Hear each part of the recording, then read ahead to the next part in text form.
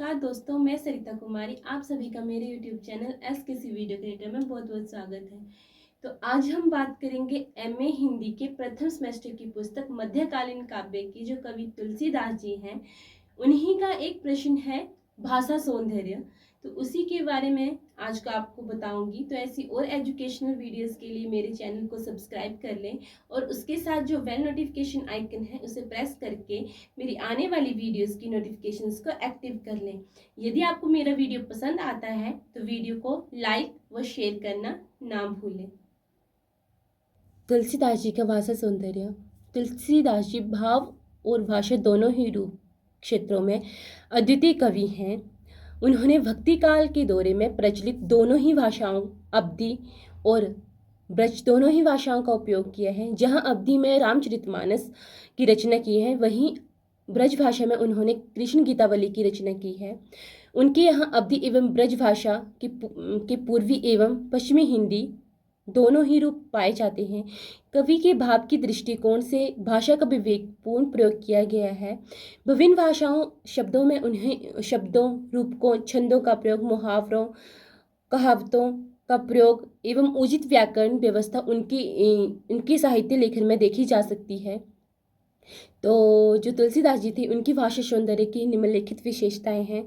पहली विशेषता है भाषा, दूसरी है अलंकार विद्वान, तीसरी है छंद योजना, चौथी है शब्द शक्ति, पांचवी है स्वाद योजना और छठी है शैली और सातवीं है काव्य रूप। तो इसकी जो पहली विशेषता है वो है भाषा।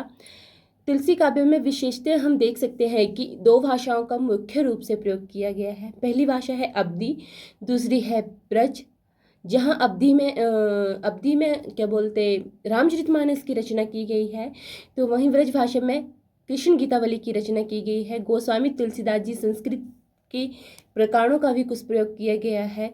तुलसीदास ने अवधी और ब्रज भाषा में के अतिरिक्त अनेक प्रकार की व्यवस्था की गई है। भाषा की व्यंजना शक्ति की अभिवृद्धि भी की गई है और उनके तुलसीदास जी ने अपने रामचरितमानस और कृष्ण गीतावली, जानकी मंगल और अनेक मतलब अपनी कविताओं में, अपनी कहानियों में मुहावरों और लोकोक्तियों का भी संपूर्ण रूप से उपयोग किया गया है। इसकी अगली विशेषता है अलंकार विद्वान। अलंकार काव्य सौंदर्य में वृद्धि करने का उत्कृष्ट साधन है। इसकी समुचित प्रयोग की भावोत्कर्ष और वस्तु निरूपण में सहायता मिलती है। तुलसी काव्य में अलंकारों का प्रयोग मुख्यतः रूप से किया गया है, जिससे उनकी कृतियों में रूपक, भातृमान, संदेह, अनुप्रास, उल्लेख, उपमा, प्रतीप आदि अलंकारों का मुख्य रूप से प्रयोग किया गया है।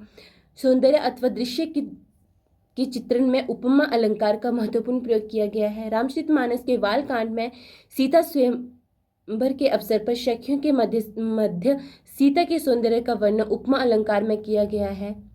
उपयुक्त उदाहरणों से ये स्पष्ट किया जा सकता है कि गोस्वामी तुलसीदास जी जो थे, वो अलंकारों का पूर्ण रूप से उन्हें ज्ञान था और उन्होंने अपनी रचनाओं में अलंकारों का अत्यंत सार्थक प्रयोग किया है। इसकी अगली विशेषता है छंद योजना। तुलसी काव्य में उदात्त छंदों का प्रयोग किया गया है। अंततः स्वाभाविक, प्रभावपूर्ण और विविधता के साथ हुआ है। तुलसीदास ने अपने समय में प्रचलित प्राय सभी छंदों का मुख्य रूप में सफल विद्वान किया गया है। संस्कृत और हिंदी के छंदों में के अतिरिक्त तुलसी ने लोकगीतों को आधार बनाकर सोहर जैसे छंद का भी निर्माण प्रयोग किया गया है। रामचरितमानस में उन्होंने दोहा, चौपाई, सोरठ, चौबेला, वोला, हरगीतिका, तोटक, पद्मावती जैसे हिंदी के छंदों के साथ साथ मालिनी जैसे संस्कृत के छंदों का भी सफलतापूर्वक उपयोग किया गया है। इसकी अगली विशेषता है शब्द शक्ति। शब्द की 3 शक्तियां मानी जाती हैं, अभिधा, लक्षणा और व्यंजना। तुलसी काव्य में इन तीनों ही शब्द शक्तियों का सुंदर रूप से उपयोग किया गया है। कवियों में अभिधा के श्रेष्ठ स्थान लक्षणा का है और लक्षणा के श्रेष्ठ स्थान व्यंजना का है। अभिधा और लक्षणा की असमर्थता में व्यंजना शक्ति का प्रयोग किया गया है। शब्द शक्तियों में भावों को स्पष्ट करने और गंभीर बनाने में सहायक सिद्ध होती है। इसकी अगली विशेषता है संवाद योजना। तुलसीदास जी ने काव्य में नाटकीयता लाने के लिए संवाद योजना का भी मुख्य रूप से सटीक प्रयोग किया है। सीता स्वयंवर के अवसर पर सीता की माता सुनन्या और उसकी सखियों का संवाद दर्शाया गया है। सब सखी सब कौतुकु देख निहारी, जेहु कहावत हितु हमारे, कहु न बुझाई कहे नृपाही, एक बालक असी हठ उहली नाही, रावण बाण छुआ नहीं चापा, हारे सकल भूम करी धापा, सोह धनु राजकुमार कर देही, बाल मराल की मदर लेही। भूप सयानप सकल रानी, सखी विधि गति कछुक जाति न जानी, बोली चतुर सखी मृदुबानी, तेजवंत लघु गनियु न रानी, कहूँ कुंभज कहूँ सिंधु अपारा, सोखे सुजसु सकल सहारा। इसकी अगली विशेषता है शैली।